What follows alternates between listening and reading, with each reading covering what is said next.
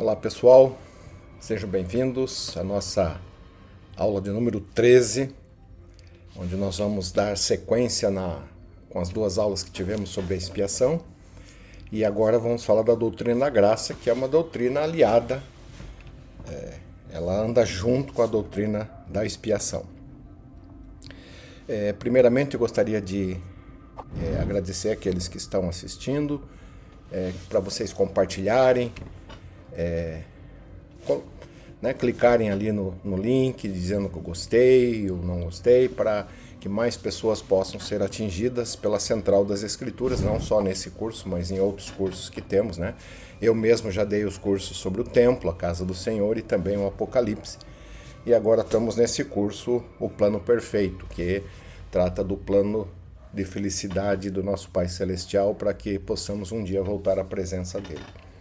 Também eu sempre coloco lá o e-mail para aqueles que têm perguntas, e tivemos muitas perguntas, e se eu deixei de responder alguma, refaça a pergunta, porque foram tantas que talvez eu tenha me perdido em algumas e não consegui responder talvez todas. Então, se alguém que fez pergunta não foi respondido, peço que refaça, né? E eu prometo que vou responder assim que possível.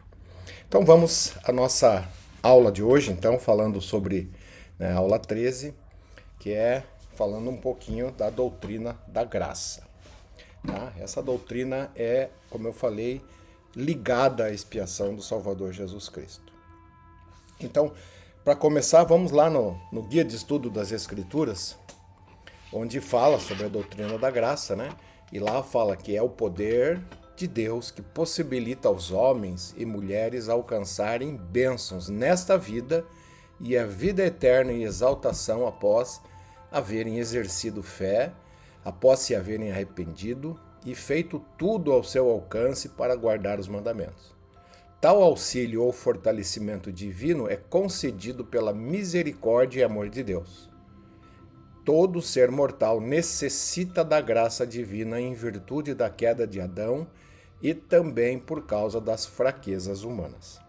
Então, a doutrina da graça, a graça do Salvador Jesus Cristo, ela é necessária a todos, em virtude das nossas fraquezas e também em virtude da queda de Adão. Algumas escrituras, então vamos começar com Mosias 3,19. E conhecida nossa, porque o homem natural, né?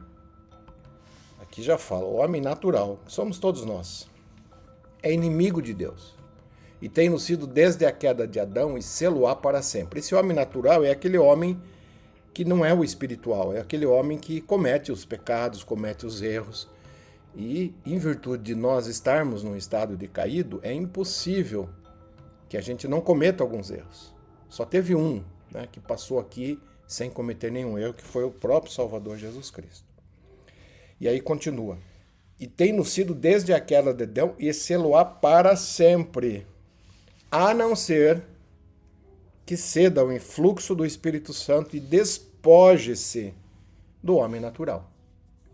E torne-se santo, como? Através da expiação de Jesus Cristo, o Senhor. E torne-se como uma criança, submisso, manso, humilde, paciente, cheio de amor, disposto a submeter-se a tudo quanto o Senhor achar que lhe deve infligir, assim como uma criança se submete ao seu pai. Então aqui estão os requisitos, ok? Continuando. A graça do Salvador Jesus Cristo, então, ela promove a ressurreição, provê para que todos nós vamos ressuscitar, todos, independente de nossa justiça, de nossas iniquidades, todos que pisarem nesta terra vão ressuscitar. E aí também há um tipo de salvação, mesmo no grau teleste é um tipo de salvação, também no terrestre. E claro, o objetivo nosso e o objetivo do Pai Celestial é proporcionar que possamos ir para o reino celeste e, mais ainda, né? Dentro do reino celestial, a gente já aprendeu isso, há 3 céus ou graus, para que nós possamos adquirir a exaltação, que é o mesmo tipo de vida que o Pai Celestial tem, onde nós vamos continuar o plano completo, tendo filhos espirituais que habitarão um mundo como nós estamos fazendo, e o plano continua infinitamente. Então, a doutrina da graça provê tudo isso. Então, salvação, ela pode ser todos esses aspectos. Agora, o que nos interessa realmente é a exaltação, né? Que possamos ir para o reino celeste e possamos ser exaltados. Segundo o Nef 10:24 diz assim: portanto, reconciliai-vos, meus amados irmãos, com a vontade de Deus, e lembrai-vos, depois de vos reconciliardes com Deus, que é somente na graça e pela graça de Deus que sois salvos. Essa palavra reconciliai-vos aqui é, na verdade, quando a gente é afastado da presença de Deus, a gente como se tornasse inimigo de Deus. Então nós precisamos fazer as pazes com o Pai Celestial. Isso é nos reconciliar, isto é voltar para a presença do Pai Celestial. Nós já falamos sobre isso no curso sobre o templo, né? Quando nós fazemos as nossas investiduras, é como se nós estivéssemos voltando simbolicamente, aprendendo como voltar à presença do Pai Celestial e nos reconciliar. E somente é possível isso por causa da graça, dessa doutrina fantástica. Então, a graça, como eu já falei, ela é baseada na expiação, no amor de Deus, na misericórdia, e é um dom de Deus. Ela é oferecida gratuitamente, por isso graça, ela é de graça, oferecida gratuitamente. Claro que não é oferecida a todos da mesma maneira. Lembra que nós vimos vários graus de salvação. Então ela é oferecida de graça a todos, a que a pessoa possa ir ressuscitar primeiro, depois ir para um grau de glória. Agora, nós precisamos fazer algumas coisas, né, para que possamos receber o máximo que o Pai Celestial tem. Então, como já falamos, a todos ela concede a imortalidade, aos humildes força para realizar boas obras e enfrentar as provas da vida, e aos fiéis a exaltação. Essa segunda parte aqui, como eu falei, aos humildes e aqueles que procuram guardar os mandamentos do Senhor, ela também atua aqui, nesta terra, aqui na nossa vida atualmente, nos dando força para realizar as coisas que precisamos fazer. Ok? Então, nada das doutrinas que temos falados até agora, nada teria valor nenhum se não houvesse a expiação do Salvador Jesus Cristo. Gosto muito dessa foto, né, onde um anjo apareceu para consolar e dar forças ao Salvador naqueles momentos de agonia no jardim, né? Alguns até acreditam que esse anjo era o próprio Miguel, né, o Adão, que provocou a queda, porque se o Salvador Jesus Cristo falhasse, todo o plano estaria perdido. Claro que ele não iria falhar, porque ele era o Filho de Deus, o nosso Salvador, e ele estava disposto a fazer o que fosse necessário para que nós pudéssemos ter acesso à expiação e à doutrina da graça. Outra escritura também que é muito usada para falar sobre isso é segundo o Nef 25:23, onde a gente lê: pois trabalhamos diligentemente para escrever, né, Nef falando, a fim de persuadir nossos filhos e também nossos irmãos a acreditarem em Cristo e a reconciliarem-se com Deus. Pois sabemos que é pela graça que somos salvos, depois de tudo que pudermos fazer. Então nós precisamos fazer alguma parte. Eu gosto muito de uma citação do Elder Uchtdorf. Quando ele deu essa citação, ele era presidente Uchtdorf, ele era conselheiro na primeira presidência. Ele diz assim: no entanto, pergunto-me às vezes se interpretamos mal a parte depois de tudo o que pudermos fazer. Aí ele diz: precisamos compreender que depois não é o mesmo que por causa de.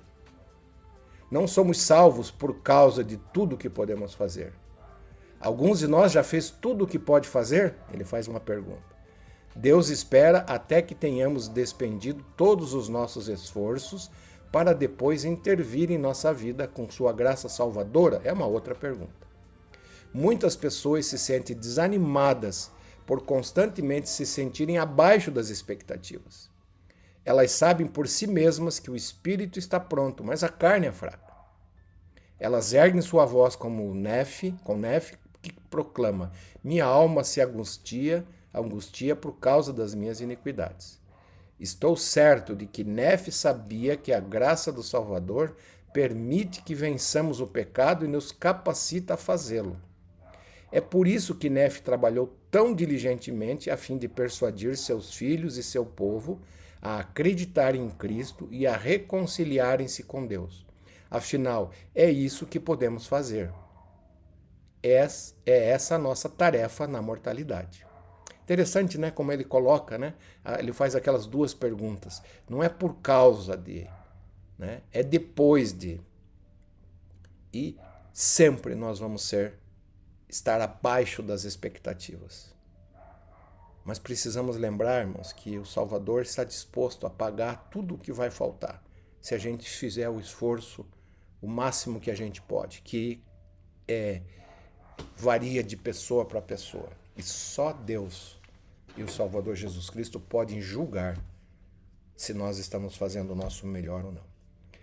Baseado em todas essas informações e nas doutrinas que nós conhecemos, eu fiz um gráfico. Tá? Não leve o gráfico ao pé da letra no sentido da formatação dele e nem vamos dizer assim, dos graus não lembro agora a palavra que eu gostaria de usar, mas não leve ao pé da letra. Tá? É um gráfico simplesmente para mostrar como funciona a doutrina da graça. Tá? Por que esse gráfico? Porque ele explica um pouquinho melhor, né? Qualquer pessoa que entenda um pouquinho de matemática vai entender um pouquinho do que eu quero mostrar aqui. Lembra que o nosso objetivo é a exaltação. Então, nesse gráfico, desse lado aqui estaria a nossa dignidade. E aqui embaixo, o nosso entendimento. Porque nós seremos julgados por aquilo que nós entendemos. Não é exigido de uma criança o mesmo entendimento de um adulto. É só a gente ver em qualquer colégio, né? As crianças vão aprendendo aos poucos e elas vão passando de grau à medida que elas adquirem aquele conhecimento. Mas uma pessoa que está na faculdade tem muito mais entendimento e precisa ter um conhecimento maior. Mesma coisa no Evangelho. Quanto mais entendimento e conhecimento, maior a dignidade exigida. Fica evidente. E essa escadinha significa o nosso melhor.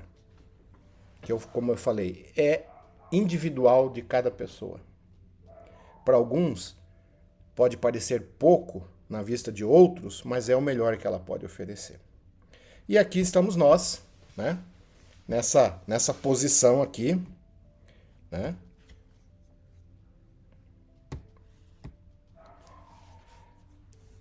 Procurando a nossa exaltação.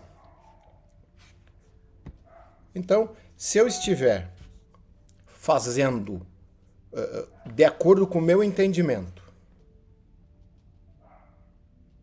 a dignidade exigida, o Salvador completa o que vai faltar para a exaltação.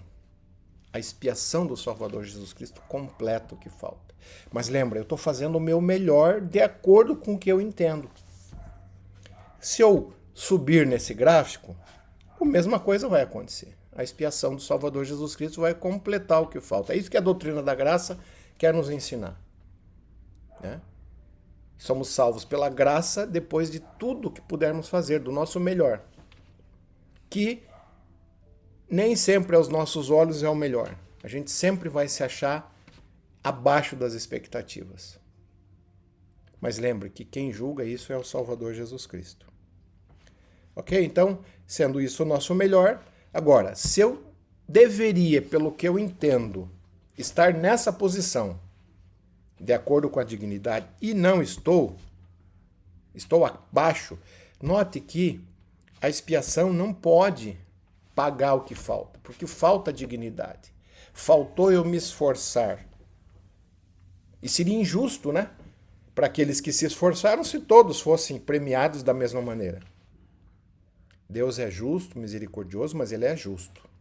Então, por ele ser justo e misericordioso, ele nos ajuda, mas desde que nós façamos a nossa parte.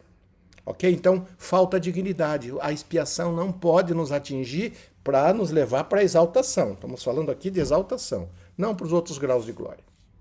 Ok? Então, a expiação, nesse caso, não pode completar o que falta. Aí fica uma grande pergunta. Claro que essa pessoa pode se arrepender e voltar, tá? Aqui nós não estamos... não é uma coisa final, né? Vamos supor que essa pessoa que está com falta de dignidade, ele volte, ele vai continuar tendo acesso às bênçãos da doutrina da graça, às bênçãos da expiação. Agora, a grande pergunta é esta. Como saber se eu estou indo bem e estou no caminho da exaltação? Talvez a pergunta de $1 milhão. Mas o Salvador, as Escrituras nos dão alguma ideia. Lá em 2 Coríntios 1, 22, nós lemos o seguinte, falando, o apóstolo Paulo falando daqueles que o Salvador selou. Então ele diz, o qual também nos selou e nos deu como penhor o Espírito em nossos corações. Todo mundo sabe o que é penhor? Penhor é uma garantia, né? Por exemplo, eu vou lá no banco fazer um empréstimo, por exemplo, eu dou algumas garantias, talvez um imóvel, um veículo. Então isso é o penhor, né? Eu estou penhorando um bem para receber alguma coisa. Então o senhor está dizendo que o penhor, a garantia de que nós somos selados, que nós estamos no caminho certo, estamos sendo ligados ao Salvador Jesus Cristo, é o Espírito em nossos corações. Então aí está a chave. O Espírito Santo é a chave para que a gente saiba que está fazendo o melhor. E essa doutrina tem um nome. Chama-se justificação.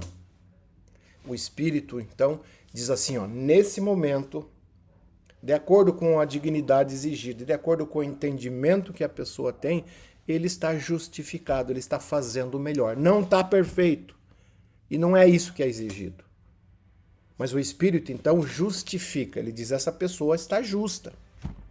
E lá a gente encontra no guia de estudos que justificação é ficar isento de punição pelos pecados e ser declarado sem culpa.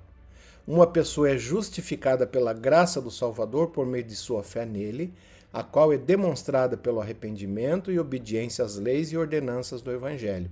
A expiação de Jesus Cristo possibilita à humanidade arrepender-se e ser justificada ou perdoada do castigo que de outra forma receberia. Isso é justificação.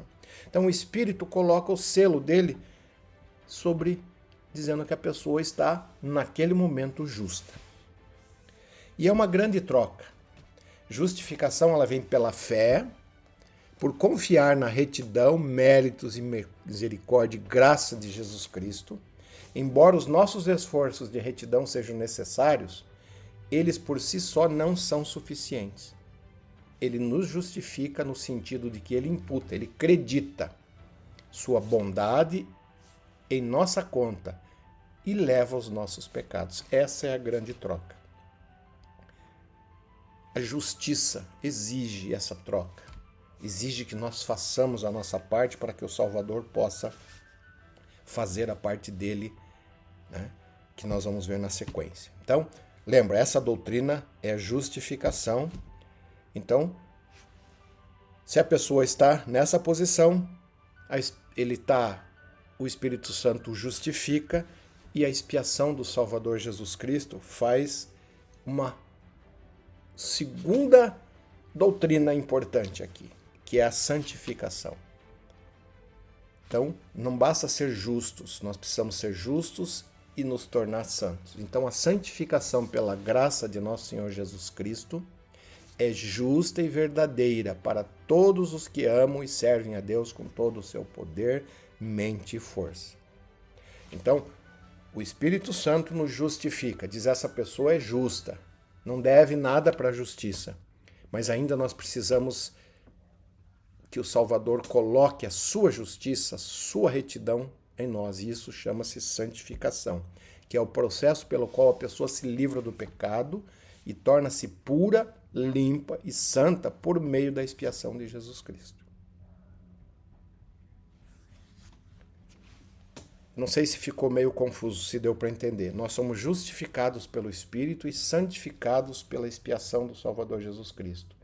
Ele, então, quando a gente se torna justo, os pecados, em virtude da expiação, eles são apagados, porque foram pagos pelo Salvador Jesus Cristo. Mas ainda precisamos que ele coloque em nós a sua santidade, e isso é a santificação. Ele então diz, essa pessoa eu pago todo o débito dele e ele está completamente justo, justificado e santo. E a santificação, irmãos, é um processo, como eu já falei, né? E a chave para isto é um desejo sincero de melhorar. A chave para ser santificado e justificado é um desejo sincero de melhorar. Olha o que o Elder Christofferson disse. Persistência pessoal no caminho da obediência é algo diferente de atingir a perfeição na mortalidade. Perfeição não é, como alguns supõem, um pré-requisito para a justificação e santificação. Ele diz exatamente o oposto. Justificação, ser perdoado, e santificação, ser purificado, olha, duas coisas, né? Justificado, nós somos perdoados. Santificação, nós somos purificados. São pré-requisitos para a perfeição. E somente nos tornamos perfeitos em Cristo, não independente dele. Então, o que é requerido de nós, a fim de obtermos misericórdia no dia do julgamento, é simples diligência. Interessante, né? Que às vezes a gente pensa que nós precisamos ser perfeitos e nós não vamos conseguir isso. E aí muitas pessoas desanimam, porque vivemos num mundo decaído, cometemos erros. Lembra lá de Nefe falando, né? O Salmo de Nefe, né? Segundo Nefe 4, onde ele mesmo, né, lamenta pelos erros que ele comete, que são pequenos em relação a muitos outros, né? Então, reforço ali, o que ele diz. Somente, deixa eu ligar aqui somente nos tornamos perfeitos em Cristo, não independente dele. Então, o que é requerido de nós a fim de obtermos misericórdia no dia do julgamento é diligência. Isso é ser constante. Então, desde que você ou eu estejamos tentando sinceramente viver o Evangelho, se está fazendo o melhor que pode, o Senhor permitirá que desfrute do companheirismo do Espírito e as bênçãos do Evangelho como se ela estivesse vivendo toda a lei. Olha que interessante. Desse modo, é justificada a receber o Espírito Santo devido ao seu desejo de alcançar retidão. Nota que nós temos a presença do Espírito conosco, né? São promessas quando nós renovamos os nossos convênios lá no sacramento, né? De ter o Espírito conosco, se estivermos procurando cada vez sermos melhor, né? Então, eu gosto muito dessa situação em que o Espírito, ele é permitido que nós desfrutemos do Espírito se nós estivermos fazendo melhor, mesmo ainda não sendo perfeitos. Essa é a bênção que o Senhor nos concede através do seu Espírito. Porque ele vai julgar aquele momento e ele nos justifica se estivermos procurando fazer o nosso melhor.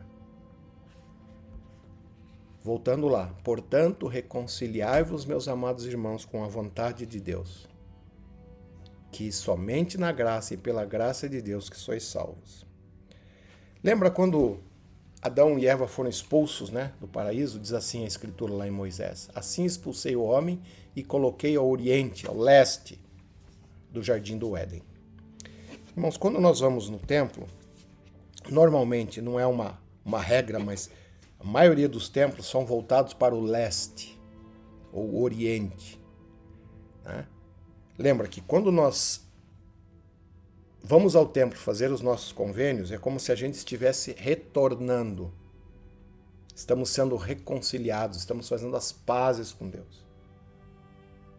Estamos voltando, olha, eles foram expulsos para o leste, para o oriente, agora nós voltamos para o outro lado.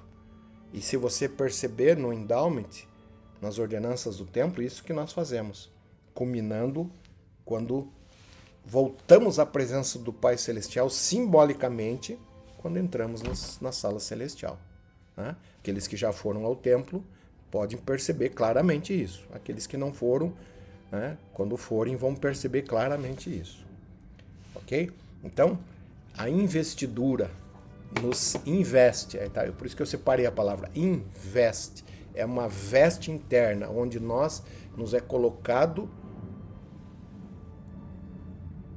doutrina, nos é colocado o poder e o conhecimento de como voltar à presença do Pai Celestial e verdadeiramente ser reconciliado com Ele. E tudo isso, irmãos, todas essas bênçãos, todas essas dádivas, que a investidura mesmo é uma dádiva que Deus concede, para que nós possamos, simbolicamente no templo, fazermos esse retorno à presença do Pai Celestial, para que um dia, e lá nós aprendemos de que um dia nós vamos ter que fazer esse retorno literalmente e poderemos voltar à presença do Pai Celestial. Se alguém tiver mais, gostaria de saber um pouco mais sobre isso, temos o curso A Casa do Senhor, que destrincha mais sobre essas coisas. Então, voltando, irmãos, à essência da doutrina da graça, que é a expiação do Salvador Jesus Cristo, que ela é composta de 3 partes: Getsemane, a cruz e depois a ressurreição, no glorioso dia da ressurreição. Mas é no Getsemane, principalmente, que o Salvador, como diz a Escritura, sofrerá tentações e dores corporais, fome, sede e cansaço maiores do que o homem pode suportar sem morrer. Ele não tinha esse escape da morte, porque ele tinha a vida em si. Então, para ele, só o sofrimento. Ao extremo. E ele sofreu tanto que a Escritura diz: eis que sairá sangue de cada um dos seus poros, tão grande será a sua angústia pelas iniquidades e abominações de seu povo. Já é provado que nenhum homem pode sofrer a esse ponto, morre antes. E ainda no livro de Alma nós encontramos por quais coisas o Salvador sofreu.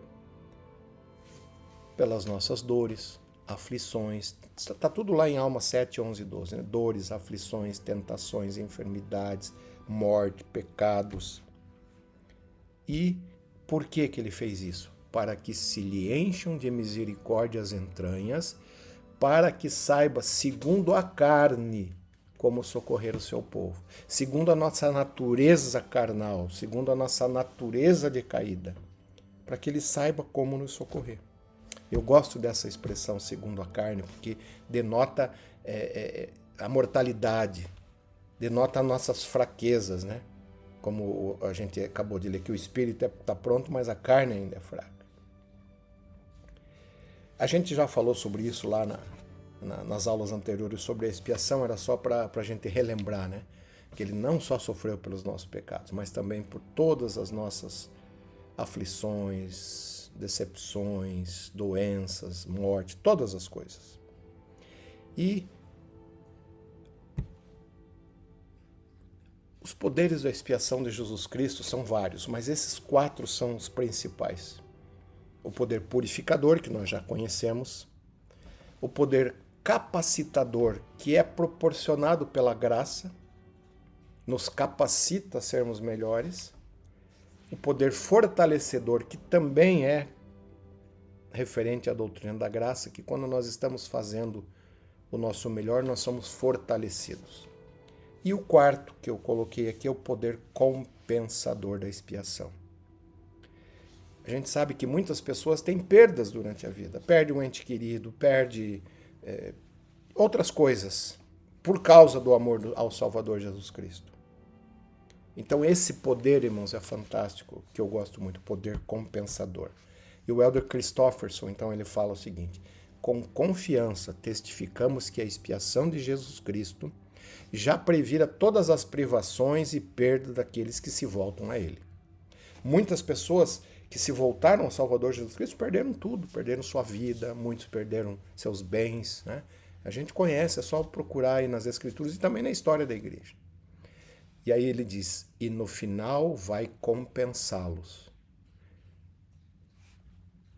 Só abrir um parênteses aqui, irmãos. O mundo, máximo, compensa com um pouquinho de juro, né? Ou às vezes nem compensa. A Escritura diz que o Salvador, lá em Mateus, né? 100 vezes mais. Então, a compensação sempre será muito, muito maior do que a perda. E ele diz, ninguém está predestinado a receber menos do que tudo que o Pai tem para seus filhos. É uma doutrina fantástica que vai compensar as perdas dos justos. Uma dessas compensações que eu gosto, lembra o profeta Joseph Smith, quando estava falando com algumas mães que tinham perdido alguns filhos pequenos, ele mesmo perdeu alguns dos seus filhos bem na infância, ele disse que as mães justas terão o privilégio de criar essas crianças durante o milênio, para vê-las crescer e vê-las se desenvolver num ambiente de completa justiça. Essa é uma das doutrinas da compensação. Outra escritura que eu gostaria de compartilhar para nós encerrarmos é Isaías 22, de 22 a 25. Isaías então falando, e porei a chave da casa de Davi. A chave da casa de Davi, irmãos, é a chave que o Salvador tem para nos levar de volta à presença do Pai Celestial, sobre o seu ombro, né? Está sobre o ombro do Salvador. E ele vai ter o poder de abrir, e ninguém fechará, e fechará, e ninguém abrirá. Ele tem o poder completo. E a Escritura diz, e pregá-lo-ei como um prego no lugar firme. Lembra que quando o Salvador foi crucificado, eles pregaram um prego nas palmas, mas com medo, ele era uma pessoa alta, pelo que se sabe, né? E ficaram com medo que arrebentasse, aqui eles colocaram um prego nos pulsos, que é chamado prego no lugar firme. E será como um trono de honra para a casa de seu pai. E nele pendurarão toda a honra da casa de seu pai, os renovos e os descendentes, como também todos os utensílios menores, desde as taças até os odres. Aqui está falando sobre, principalmente, as coisas do templo, né? E naquele dia, que é essa parte importante, naquele dia diz o Senhor dos Exércitos, o prego pregado em lugar firme ou seguro será tirado e será cortado e cairá. E a carga que nele está será destruída. Qual era a carga, irmãos? É os nossos pecados, os nossos pesares.